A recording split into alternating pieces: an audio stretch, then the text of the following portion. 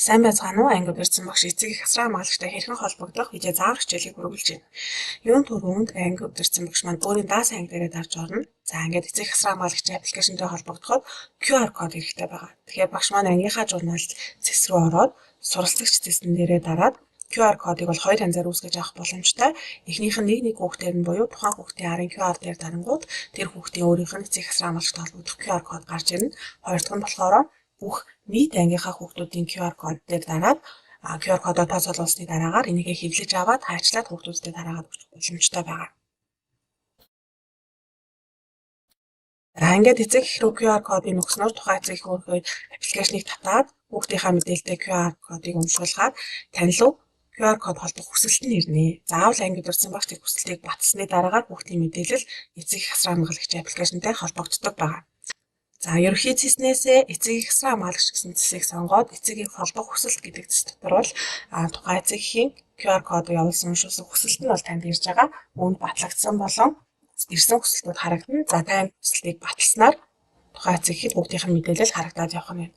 Эцэг их асраа хамгаалагч гэдэг цэс дотор маань чөлөөний хүсэлт, эцэгийг холбох хүсэлт, асраа хамгаалагчийн хурал санал хүсэлт гэсэн үндсэн дөрвөн цэс байлна. За чөлөөний хүсэлтээрээ дарж орох юм бол эцэг их асраа хамгаалагчийн аппликейшнээс илгээгдсэн чөлөөний хүсэлтүүд цагийн болон өдрийн гэсэн байдлаар харагдана.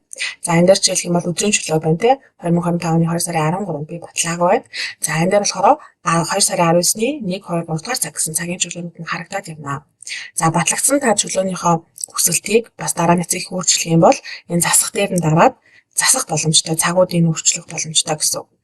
За ирсэн чөлөөний хүсэлтийгээ та цэнхэр дээр дарж батлана. За шаардлагатай тохиолдолд тухайн хүүхэд нэрсэн эцэг хандуураад явуулсан байгаа тохиолдолд тухайн чөлөөний хүсэлтийг бас цуцгаж болно. Асраа хамгаалагчийн хурал гэдэг цэс рүү орохоор эцэг эхийн аппликейшн руу бүгдээрээ хурлын хов явуулна гэсэн. За жишээлх юм бол би энэ дээр хурал бүртгий 19-нд цагийн сонгоод 1 цагаас танхимын юм уу онлайнаар юм уу. Онлайнаар гэх юм бол сонголтын дээр нь англиар Zoom meeting Google Teams-ээр сонгоод за линкээ байрлуулад ID нууц үгийг нь за мөн хурлын агуулгын тухай тайлбарыг оруулаад хадгалах боломжтой. За танхимаар гэх юм бол бүгдээрээ танхимынхаа дугаарыг бичиж өгөөд за хурлынхаа агуулгыг нь төвчлөлийн хурал гэдээ өгчээ. Ингээд хадгалахаар тухайн хурал эцэг аппликейшн руу илгээгдэж байгаа гэсэн. Хурлын үеэр за та эцэг эхийн харьцыг бүртгээд хурлын дараагаар тухайн шийдвэрийг буюу дүгнэлт хэсгийг бол бичих боломжтой. За ингээд нөхцөлд нь фон зөвлөх шаардлагатай болсон гэдэг дүгнэлт бичээд хадгалъя. Эдгээр дүгнэлтүүд нь хуралдаа оролцож чадаагүй эцэг эхчүүдэд за эдгээр цагаас ийм хурал ийм дүгнэлттэй болсон юм байна гэдэг мэдээлэлээр хангаад өгч байгаа гэсэн. Санал хүсэлт гэдэг цэс дотор маань бол эцэг их асраа хамгаалагчаас ирж байгаа санал хүсэлтүүд нэмүүд байршин. За та тухайн санал хүсэлтэн дээр ширээ шинжлэх гэх юм бол энэ дээр хариу өгөхийн тулд энэ сум дээр нь дараад эцэг эхийн санал хүсэлтэнд бол хариу өгөх боломжтой. За үүн дээр багш нарын анхаарах нэг зүйл дээр бол эцэг эхийн аппликейшн дээр эцэг их санал хүсэлт бичлээ. Та хариу өгөөгүй тохиолдолд тухайн санал хүсэлтийг эцэг эхчүүд маань эдитлээд засварлах боломжтой.